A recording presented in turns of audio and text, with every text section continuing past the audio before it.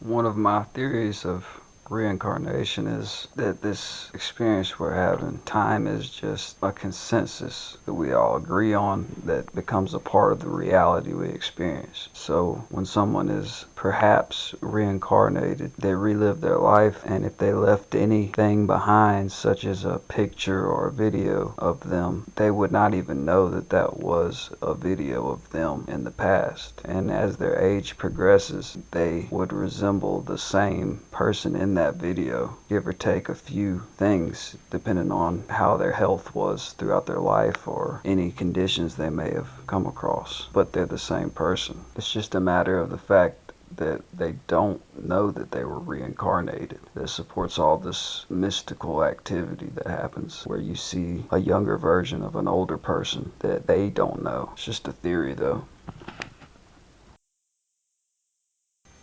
The reason I prefer saying presence instead of present is present is on paper. It's present. Presence is like presents, which is more expansive. It's still abiding by a limitation, which is language though.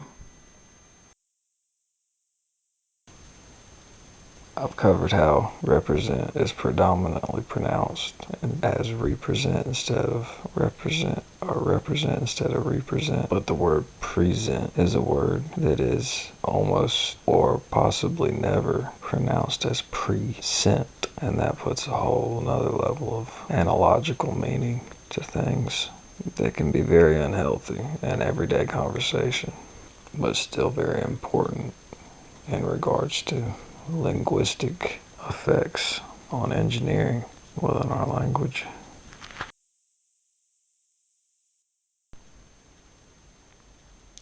To put it simply, it was as if I felt as though the longer I went without talking, the more energy I would accumulate through my ears, as long as it didn't emit out of my mouth, beyond the level and realms of just knowledge and speaking to people, revealing things. It was like a physical energy or spiritual energy of some sort. It could have just been a coping mechanism to all the acoustic tactics that were potentially being used against me.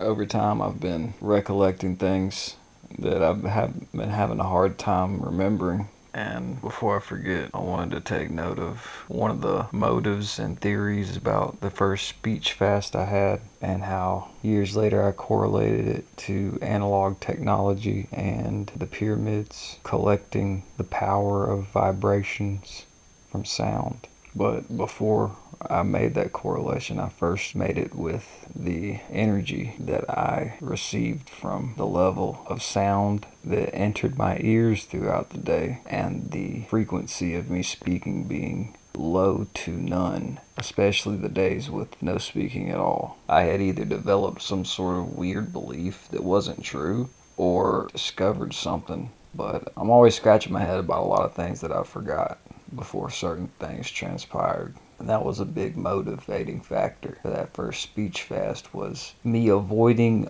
emitting the energy that I felt for some reason was being transformed from sound waveforms into vibrational factors within the body that would benefit you. I want to expand on a simple concept of a problem I've always fundamentally had, as far as people preferring to passive aggressively address issues or what they perceive to be issues in their everyday scenarios and with people inhabiting the same environment as them, versus confronting someone who is creating that problem for them, or communicating or identifying something controversial to someone directly. The more you expand on this type of behavior, you see how much it truly is catered to, and why it seems to be so predominant as far as its grasp on the majority's mindset. There's more than enough opportunity to hone in on activities supporting that type of behavior. And as you look further into it, you see that the opposite of that behavior is often discouraged by either demonizing that type of behavior or making that person look as if they're cowardly. And in the midst of zooming in and out on this scope of perception and perspective, you see how it correlates to the way authority operates so incredibly covertly in situations that most people would presume wouldn't have so much stealth required. But with the way that the engineering is and the way the indoctrination is, seeing as how we're educated as we grow up, it reduces the likelihood of someone developing themselves in such a way where they would notice these kind of things. So with that becoming apparent over time, you learn to accept that and identify and notice things like that as you move forward. And you can shift your focus and perspective to a lot of other places and see that the same dynamics that authority utilize are in those other areas as well. And it comes down to, if things like that are founded on a behavior that's passive aggressive, it creates some sort of middleman entities with individuals who create negativity around people that the authority doesn't approve of or feel very good about. That is not very visible, partially because of the personality that it appeals to, but more so because of the benefit on both ends of lack of communication in general, whether that benefit be perceived or known, real or fake. It's all about people feeling like it's the better choice in the matter. So there's a lot of consequences from this that arise over time that people don't care to become aware of, but some people would benefit knowing. When all of this is predicated on an authority's opinion of an individual or group of people, it appeals to covert surveillance and managed aggression for the simple fact that people respect authority so much that if this particular individual or group of people were to become aware of what they could do to appease that authority on the front of things, as far as what would logically fix a situation, they would have no reason to place their judgment on them and commence to passive aggressively punish them. It's all based around problem, reaction, solution. So it creates a lot of ironic angles that you can step back and see once you really start rationalizing and conceptualizing all this madness that goes on, all this petty bullshit that you gotta give yourself a fucking pep talk every now and then and throw a bunch of big words around to make yourself fucking feel good, then try to balance it out. I don't know what the fuck, you know, I just trying to analyze me. And the more and more I've done that, the more and more I've recollected a lot of my past thoughts, and I've been able to enter into those vibrations and come to a lot of realizations that I've already had and piece them together with things that I didn't know before, and more evidence comes along over time to support all those things that I've put together. And I'm really on the side of belief with very little doubt that no matter what you analyze as you, and no matter what group of people you tell, there's always going to be at least a half of a person in that group that's going to feel some sort of negative connotation hearing you say that out loud, because they feel as though they don't feel, you don't think you're the only one, or you think you're the only one, or you think you're something special.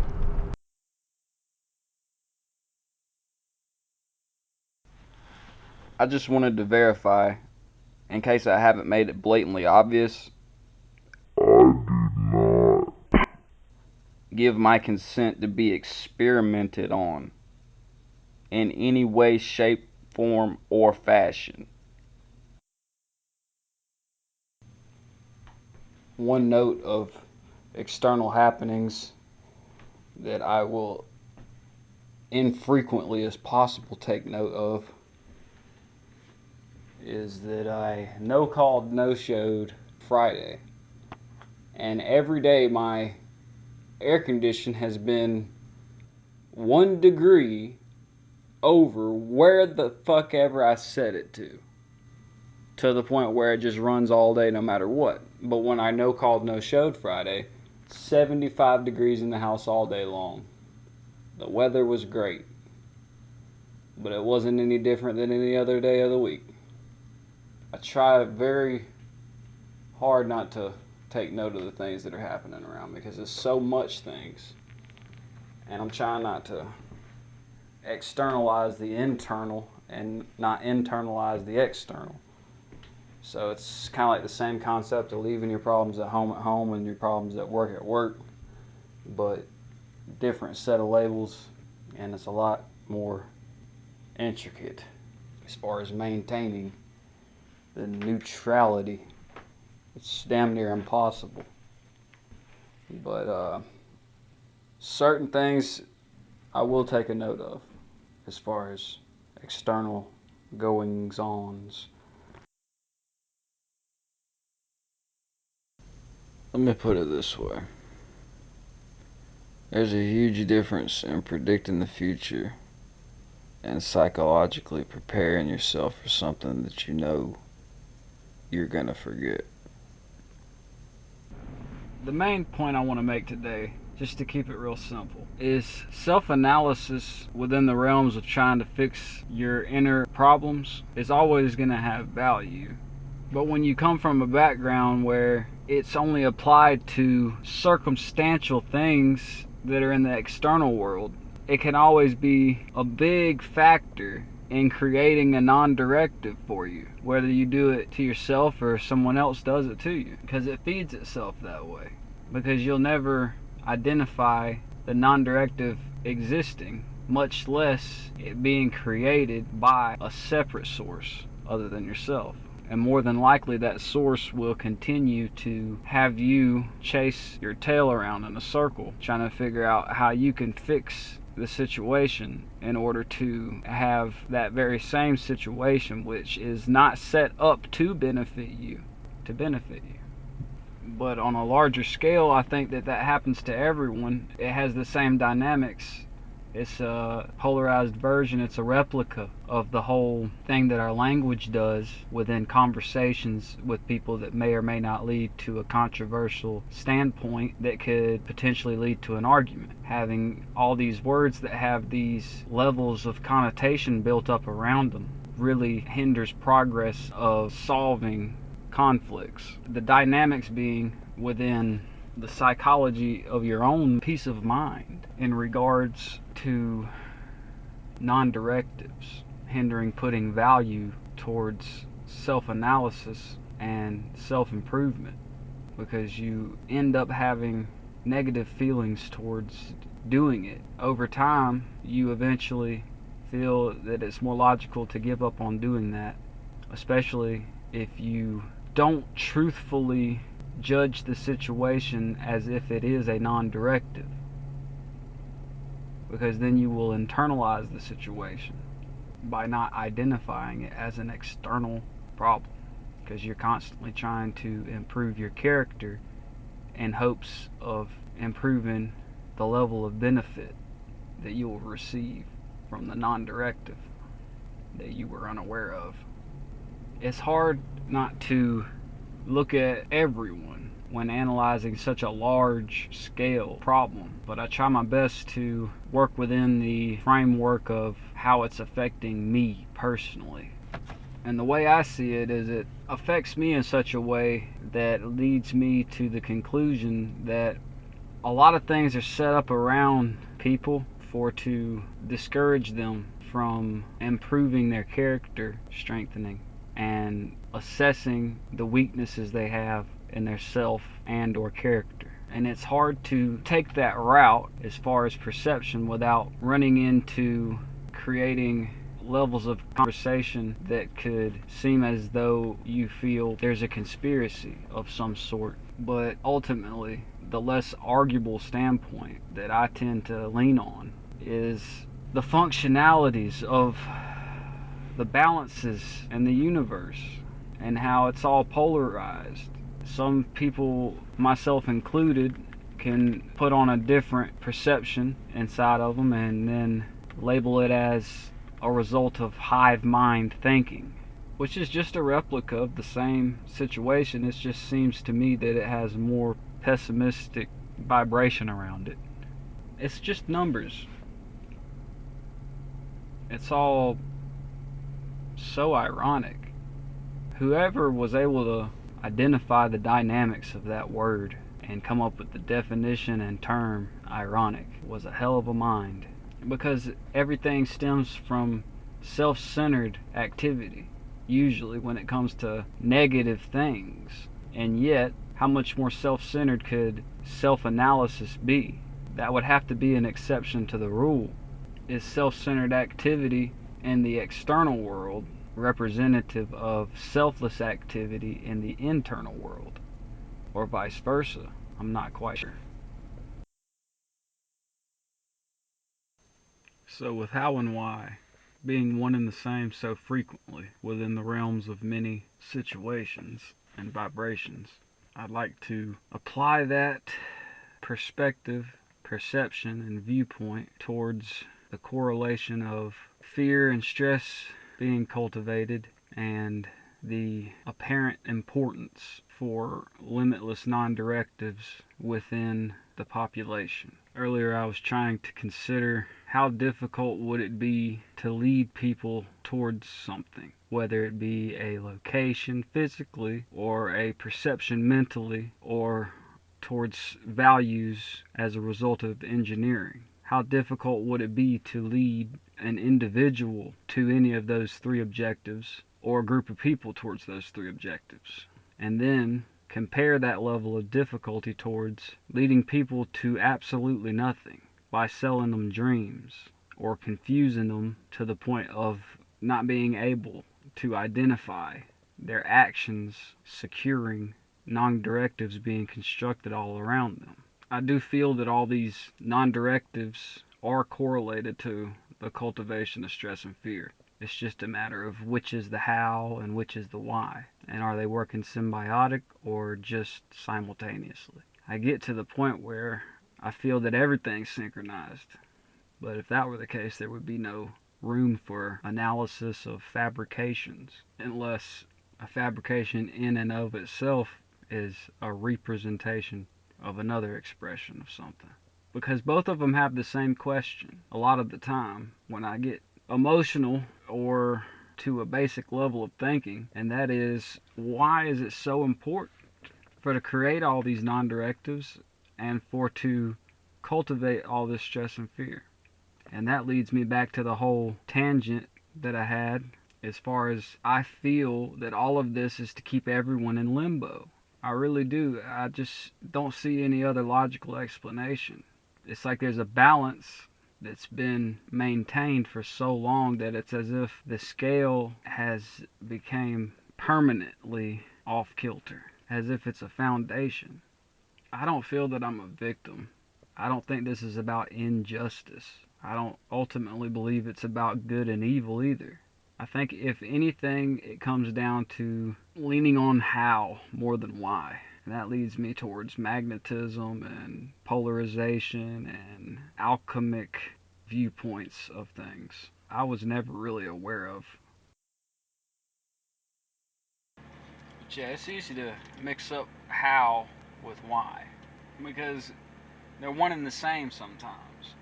For instance, why a particular tactic is being utilized on someone could be the how as far as the answer to some compartments questions.